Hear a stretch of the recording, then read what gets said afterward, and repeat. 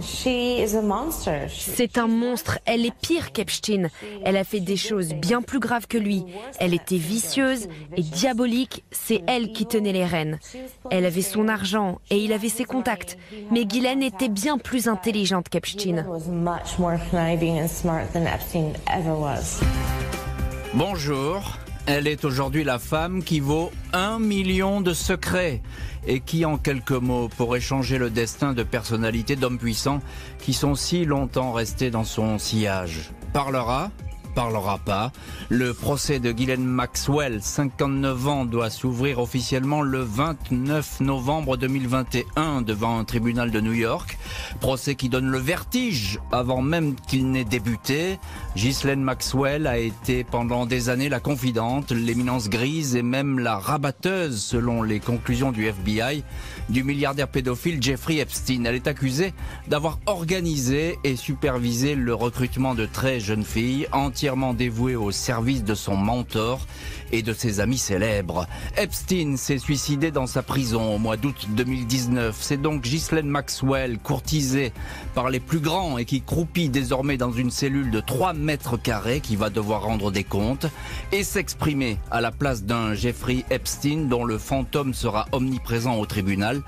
Que pourrait dire cette accusée à bout de force? Va-t-elle faire trembler ses anciens amis? Question posée aujourd'hui à nos invités. Le dossier Ghislaine Maxwell, ex-confidente du milliardaire Jeffrey Epstein. Elle est accusée de trafic sexuel et s'apprête à comparaître devant un tribunal après avoir été arrêtée à l'été 2020 à l'issue d'un mois de traque. Ce jeudi 2 juillet 2020, aux alentours de 8h du matin, un convoi de 15 voitures de police et de véhicules banalisés traverse la petite localité de Bradford, 1650 âmes, dans la campagne reculée du New Hampshire, tout au nord de Boston. Direction, une vaste propriété d'une 60aine d'hectares baptisée Tucked-Away, achetée récemment par une mystérieuse société anonyme. C'est ici que se cache Ghislaine Maxwell, 58 ans, soupçonnée d'avoir participé à des crimes sexuels et recherchée par une procureure de New York. Cette femme d'influence qui évolue depuis des années dans les cercles les plus haut placés de la politique, de la finance, a disparu depuis le printemps 2019. Introuvable malgré les recherches des avocats des plaignantes, aucune adresse connue, aucune boîte postale où lui adresser des assignations de justice. Le FBI va alors lancer une discrète mais gigantesque traque pour retrouver Ghislaine Maxwell. Pas moins de 4,9 millions de dollars dépensés en utilisation d'avions de reconnaissance, de satellites pour pouvoir lui mettre la main dessus. C'est chose faite donc ce 2 juillet. À 8h30, une voiture bélier enfonce le portail métallique de la propriété de Bradford. 24 agents du FBI foncent vers la maison. Une employée dit qu'il n'y a personne, mais Ghislaine Maxwell apparaît sur le seuil, vêtue d'un t-shirt et d'un pantalon de jogging. Elle est menottée, placée dans un véhicule. Elle ne prononce aucun mot. Ghislaine Maxwell est placée quelques heures en détention dans la région de Bradford, le temps de lui signifier les 4 charges retenues contre elle par la procureure du district de l'État de New York, Audrey Strauss. Entre autres, corruption et exploitation de mineurs pour obtenir des relations sexuelles illégales, encouragement à la débauche. Il est précisé que Ghislaine Maxwell a aidé Jeffrey Epstein à avoir des relations sexuelles avec des mineurs, en sachant pertinemment qu'il préférait les filles très jeunes. Maxwell est présentée dans l'acte d'accusation comme une rabatteuse par 3 témoins anonymes qui apparaissent sous les intitulés victime numéro 1, victime numéro 2 et victime numéro 3. La numéro 1 explique ainsi qu'elle a été recrutée par Ghislaine Maxwell en 1994, alors qu'elle n'avait seulement 14 ans. Celle-ci l'avait emmenée au cinéma, puis avait fait du shopping avec elle. Peu à peu, Ghislaine Maxwell était devenue proche, la questionnant sur son école, ses amis, sa famille et ce qu'elle aime dans la vie. La victime numéro 1 raconte que Maxwell a commencé un jour à se déshabiller devant elle, puis l'a conduite auprès de Jeffrey Epstein pour des séances de massage sexuel à 3. Le 6 juillet 2020, Ghislaine Maxwell est incarcérée au Metropolitan Detention Center de Brooklyn, au sud de New York, une prison réservée aux détenus en attente de procès. L'ancienne compagne, devenue la plus proche collaboratrice de Jeffrey Epstein, fait savoir qu'elle plaidera non coupable. Elle est admise dans une cellule de 3 mètres carrés où elle pense alors pouvoir sortir rapidement. Mais elle se trompe. La caution de 21 millions de dollars qu'elle se dit prête à payer lui est refusée à 4 reprises. Maxwell, habituée depuis l'enfance à un grand train de vie, à côtoyer le luxe, se retrouve confrontée à l'une des plus glauques prisons américaines. Ghislaine Maxwell, en revanche, porte un nom célèbre et qui sent le soufre. Un an auparavant, elle a perdu son père, le baron des médias anglo-saxons Robert Maxwell, mystérieusement tombé à l'eau au large des îles Canaries. Accident ou meurtre, on ne saura jamais. Maxwell laisse derrière lui un retentissant scandale financier. Il puisait dans les fonds de pension pour bâtir sa fortune. Il sera, après sa mort, surnommé l'escroc du siècle. Les Maxwell sont ruinés, mais Ghislaine, la fille préférée, est bien décidée à renouer avec la fortune. Elle séduit l'Américain Jeffrey Epstein, homme parti de rien, qui gagne désormais beaucoup d'argent. Ghislaine est son amante, rêvant un mariage qui n'arrivera pas et surtout une conseillère des plus avisées. C'est elle, grâce à ses relations et son carnet d'adresses, qui lui donne accès à la haute société et au cercle de pouvoir. Le couple est l'un des plus en vue du moment, une vie de milliardaire entre un immeuble de New York, l'immense Ranch Zorro au Nouveau-Mexique, un tout aussi gigantesque appartement avenue Foch à Paris, et puis Little St. James, un caillou des îles Vierges qui sera baptisé l'île aux pédophiles. Au fil des années, Ghislaine Maxwell semble prête à tout pour satisfaire cet homme qu'elle aime, admire et redoute. Elle n'a aucun tabou sur le plan sexuel. Elle est à son service pour satisfaire son appétit de très jeune fille. Selon des témoins, Ghislaine Maxwell va ainsi rechercher partout, près des écoles, dans des clubs et des salons de massage, de jeunes femmes qui pourraient être au goût de Jeffrey.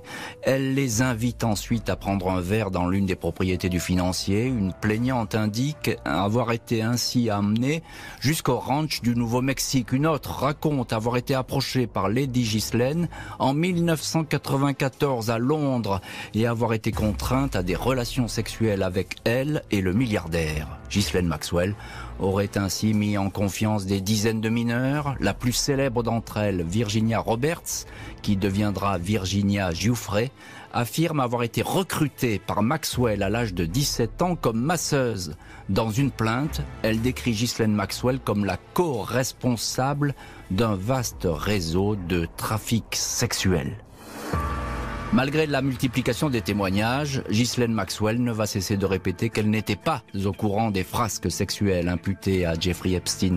En 2008, alors que celui-ci a failli tomber une première fois en Floride pour incitation à la prostitution de dizaines de mineurs, elle prend ses distances. Epstein évite le procès au terme d'un accord inespéré avec le juge, il s'en sort bien. Il est condamné pour la forme à 13 mois de détention, une peine aménageable qui lui permet d'aller et venir à sa guise. Selon ses défenseurs, Maxwell aurait seulement travaillé pour Epstein entre 1999 et 2006, des dates qui ne cadrent toutefois pas avec les déclarations de plusieurs victimes. D'après elle, Ghislaine Maxwell n'aurait jamais cessé d'accompagner les activités perverses du financier. Alors c'est effectivement une vraie question. C'est vrai, Olivier O'Mahony, les témoins à décharge aujourd'hui pour Ghislaine Maxwell, ils sont très peu nombreux. Il y a quasiment il y a un mur d'accusation contre elle.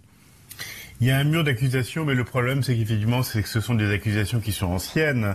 Et donc, ce que va faire Ghislaine Maxwell au tribunal, c'est qu'elle va essayer de démonter la véracité, de décrédibiliser, en fait, les accusatrices. Donc, elle a déjà fait appel à un psychologue qui s'appelle Elisabeth Loftus, qui interviendra comme témoin pour sa défense, et qui dira que à l'époque les mémoires, la mémoire qu'on garde d'événements aussi anciens peut être influencée par les faits actuels. Donc ça va être la ligne de défense de Ghislaine Maxwell, donc décrédibiliser. Oui, c'est ça, c'est qu'on va s'attaquer aux victimes, c'est la seule voie possible pour elle pour essayer de s'en sortir. Exactement. Malgré son éloignement d'Epstein, l'avocat des victimes ne va cesser de la considérer comme l'élément central de ce réseau sexuel chez les riches. Il va tout faire alors pour la retrouver et la rattraper. En ce mois de juillet 2010, maître Bradley Edwards, qui défend plusieurs plaignantes d'Epstein, espère bien pouvoir le faire rejuger, en compagnie cette fois de Ghislaine Maxwell. L'avocat répète que Maxwell est le pion le plus important sur l'échiquier Epstein, la seule femme qui, malgré les apparences, dit-il, traitait d'égal à égal avec cet homme. Maître Edwards souhaite obtenir une déposition de Ghislaine Maxwell, mais celle-ci se dérobe. Elle prétexte la maladie de sa mère pour partir en Angleterre. Un mensonge, elle apparaît au même moment avec les Clinton, invités à l'anniversaire de leur fille Chelsea.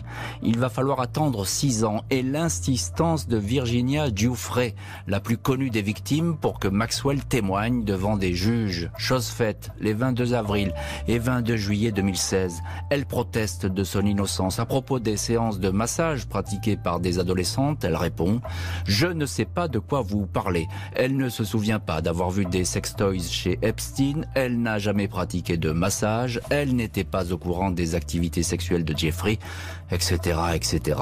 Autant de déclarations qui seront finalement considérées comme des parjures. À partir de cette déposition, la traque s'amplifie.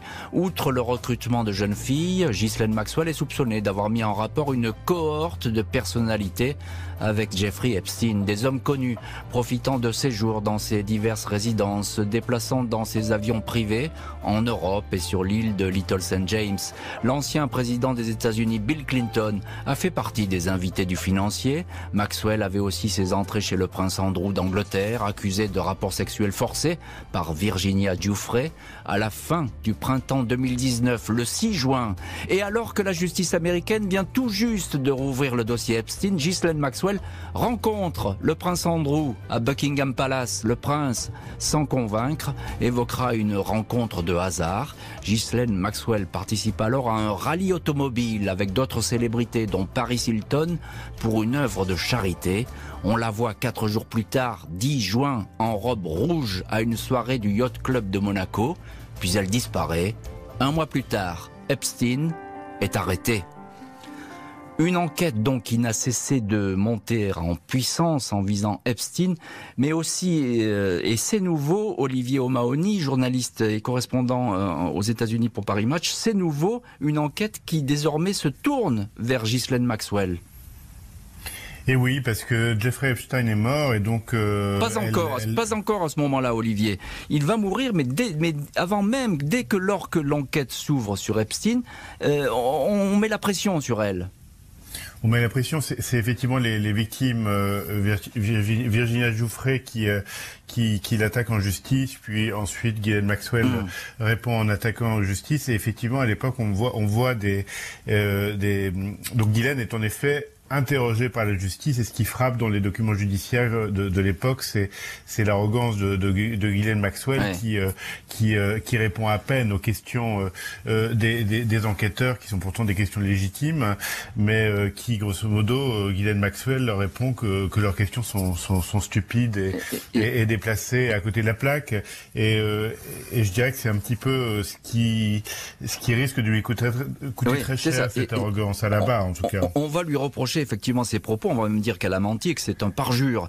Et alors il y a ces liens avec des personnalités, elle a un énorme carnet d'adresses, et on cite toujours Bill Clinton, évidemment le prince Andrew. Elle fait le trait d'union entre Epstein et notamment Clinton, qui apparemment a beaucoup voyagé avec Epstein. Oui, alors évidemment, Clinton dit qu'il a voyagé que 4 fois avec Epstein et que donc il minimise énormément ses relations avec lui. Non, mais je crois que le carnet d'adresse de Ghislaine Maxwell est surtout centré sur l'Angleterre, hein, quand même. Donc en effet, le prince Andrew, dont elle était proche, et clairement, c'est clairement elle qui a fait le lien et avec Epstein. Epstein ne connaissait personne en fait. En la rencontrant, et il aurait certainement pas pu organiser les dîners somptueux dans son hôtel particulier de New York s'il n'y avait pas eu le carnet d'adresse de Ghislaine derrière, ça c'est certain.